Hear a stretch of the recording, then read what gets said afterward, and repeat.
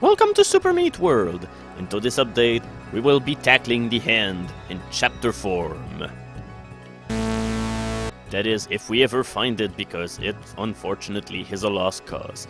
So, we're gonna play Remnants, which is a pretty particular chapter, if only because there is a Dark World version out there, and hopefully we'll come back to it later, but in the meantime, we will be interested into the Light World version of it. Remnants was made by Code92, and he's done a few other chapters before this one, which were called Sea of Needles and finally Friction, but unfortunately they're not available on Super Meat World at all, so if you want to play them, you'll have to Google them onto the internet, and finally you'll have to load them manually into the level editor, and then finally you will be able to play them. Which is a pain in the ass, but that's pretty much the way that chapters and levels fared back before the portal was created. In fact, I have 515 levels on my computer right now, and most of these are user-made levels, because I've only made one chapter, and outside of this one chapter, I didn't really make a whole lot of levels, so I've spent a shit ton of time playing user-made levels. I've been a pretty avid follower of the user-made level community, funny because back when I started following it, a whole lot of the levels and chapters that were in the works seemed incredibly interesting, and levels like these, or in fact chapters like these, were pretty much the reason to stay around.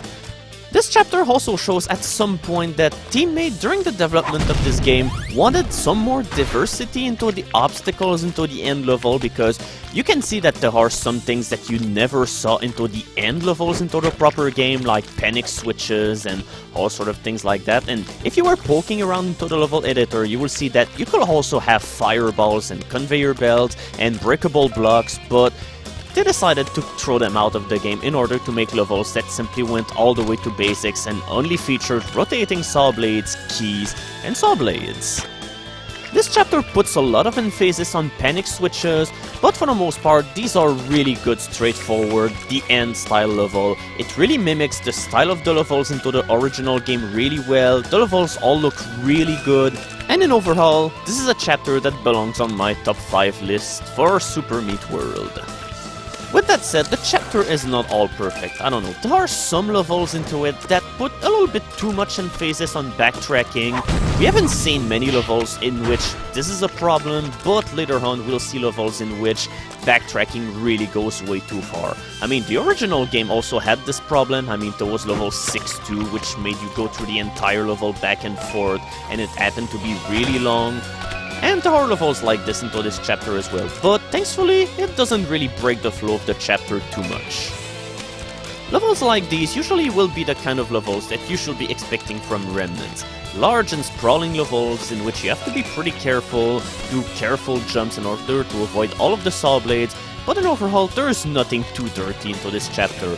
For the most part, the difficulty of this chapter matches the end's difficulty rather well, but it's a little bit harder, and there are some levels near the end of the chapter which end up being actually dirty, so you're gonna have to watch out for that.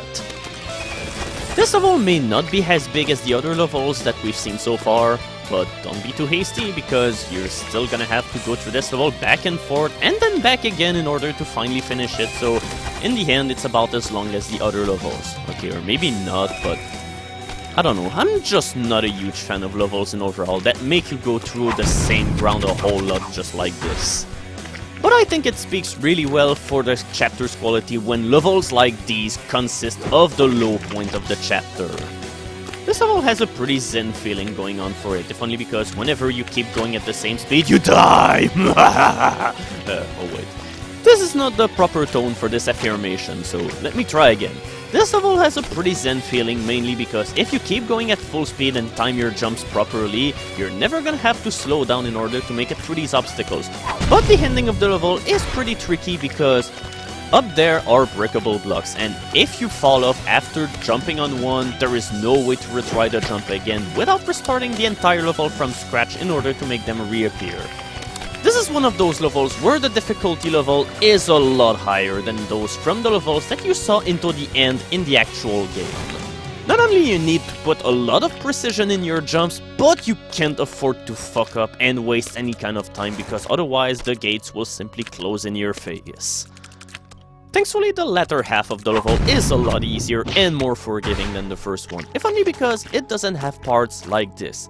I mean, just look at how incredibly precise this jump is, and you have to do it incredibly fast. And yeah, I know I'm saying the word incredibly a lot, but if I'm trying to say another word, then I'll pretty much beat another word into the ground, so unfortunately there's no escaping from this. This level puts a brand new twist on the levels that make you backtrack back and forth and back again through the entire level, if only because you have to do it 3 times, but the going through the level will never be the same. In fact, I did not do this level properly because usually what you do is to go through the bottom floor, and all of those platforms are used in order to make your way back because there's no longer any kind of floor to stand up on, but with some precision you can just go onto the blocks on both visits. Whatever you do, just make sure that you keep at least 1 block so that you can step on it. This level is the spiritual successor to level 719X, which you may remember was a torture and a nightmare to go through under normal circumstances. But this level is a lot easier, but I'm not really a huge fan of this one saw blade at the ending of this corridor. I mean, come on, you can barely see the saw blade at all. Other than that, this level is a pretty good mixture of speed and precision, and it's not really too hard, so that's a plus. In fact, Remnants is probably the last chapter that I can recommend to people that have average skills at this game. Other than that, the rest will usually be way too hard for most people, but concentration! Yeah, there's a way to shortcut to this entire level. It's really not obvious to do because the jump seems impossible, but it's possible to do so.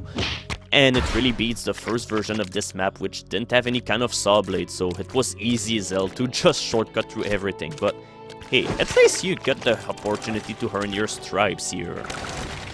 Wait, where the hell are you going? You're supposed to go this way. Okay, here we go. Now we're on the right track. Just in case it wasn't clear enough, it's been quite a long time ever since I've played this chapter. I know that in one of the team meet chapters I pretty much said, oh, I'm gonna rehearse the chapters before recording them, if only because in order to prevent catastrophes from happening, but I finally decided against it and decided that the video should be as authentic as possible. These are almost semi-blind runs, considering that I haven't played most of these levels ever since a full year. Although, to be fair, this is one chapter that I'm quite familiar with, if only because this was one chapter that I played the hell out of, considering that I was helping testing out the chapter, and well, these levels are for the most part stuff that I've played quite a bit. This level is probably my least favorite level of the entire chapter, if only because this level is really long, and truth be told, there's not a whole lot happening in it. The jumps that you have to do are kind of precise, but they're not too hard. I mean, even this stuff, which I usually dread, is not too hard to wade through, if only because you have to do it only like 2 times, but yeah, you have to do it back and forth. This is another one of these levels where you have to go through the level back and forth, and then back again, because yeah, this key opens up the gate at the part where we got our first key, so here we go, we have to backtrack to this entire thing once again. And no, it's not more fun this time around. This chapter mostly has really good design, but this is one level which I've always hated. I mean, it's really long, but there's not really anything hard in it or particularly interesting. And overall, this is not the most memorable level of the chapter. Yeah, I was trying to find out an alternate way to the top here and it didn't really work. I'm really not sure why I even did that, but then again, I haven't played those levels since forever, so give me a break. With that slight misstep at least, the rest of the chapter pretty much goes into full cylinders once again. Once again, the level design is pretty simple, there's not a whole lot that you have to make out in order to appreciate the levels, and it's mostly straightforward while having pretty tricky jumps to do. Hell, you might be thinking, do I have to go through here? Of course not, you just have to go to the top here, because there's absolutely no obstacles here. I mean, how kind can the developer be? I really think that this is the keyword here, not asshole. There is difference between level designs which is challenging, and level design that pretty much is done in the sole intent to piss off the player.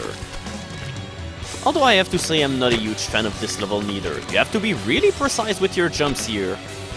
I know that a lot of people really hate jumps that you have to do from really tiny walls like that, and truth be told, it's pretty annoying because as you can see, your jumps need to be really well done in order to reach them. without colliding on the saw blades, but overall, it's not too bad. I mean, it's pretty tricky and the gimmick is not as fun as it could have been, but in overall, this level's not too bad. Definitely not the greatest point of the chapter, but it's certainly not a bad level per se. This level, however, starts in the worst way possible.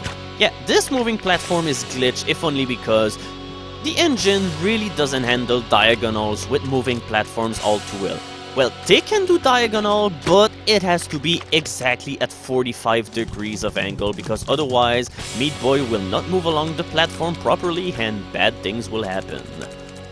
In fact, I don't even know why the level opening was left into this one state, because, I don't know, having to work your way around the glitch into the engine really isn't the most inspiring level design out there.